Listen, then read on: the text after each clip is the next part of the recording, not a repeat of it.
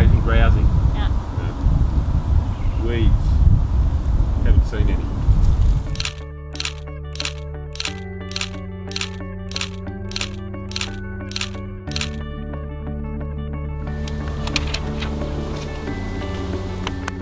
Wild Count is a broad-scale, long-term fauna monitoring project. We take out the cameras and strap them to a support. We use a small lure of peanut butter and oats, and the camera's focused on that, and anything that walks in front of that will trigger the camera. Okay. Down here's good. Still rather a bit too low than a bit too high. And we use that information over the long term to look at changes in the distribution of these animals.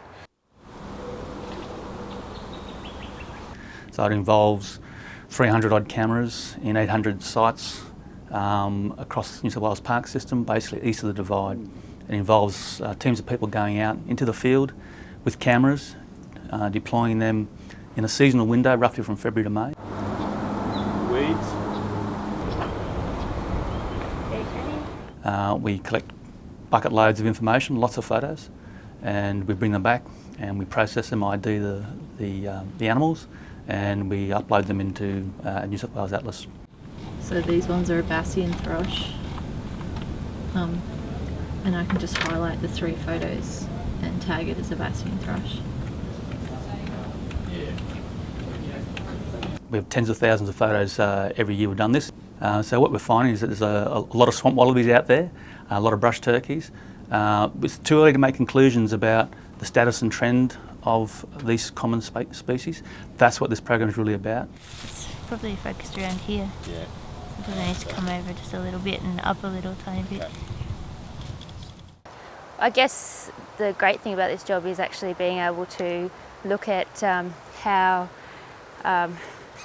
monitoring might feed into the entire organisation, and being involved in doing all of the project planning and then actually getting out into the national parks that we're supposed to be managing and putting those cameras out, seeing those places and bringing those cameras back in and seeing what we've actually got on those cameras, and then being able to see the data build up over time to get a bigger picture of what's going on in the landscape.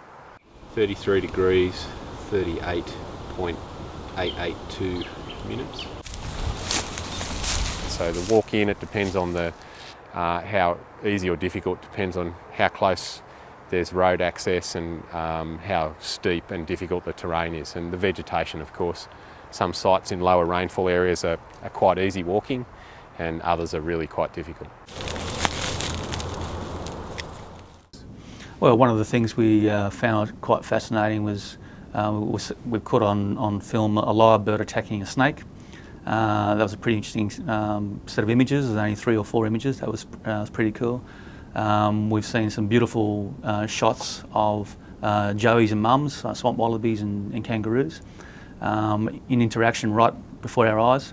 See lots of scoundrel possums attacking our lure and attacking the cameras, lots of whisker shots. And we've seen some other interactions like willy wagtails perched on the back of kangaroos. It's more up here.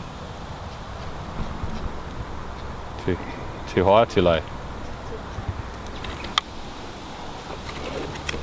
It's really easy to engage people in this because it's exciting. They love to see an animal in their habitat at night, during the daytime, unusual interactions. It's fantastic stuff, and we can certainly learn from that experience. Syndicating content out is the future.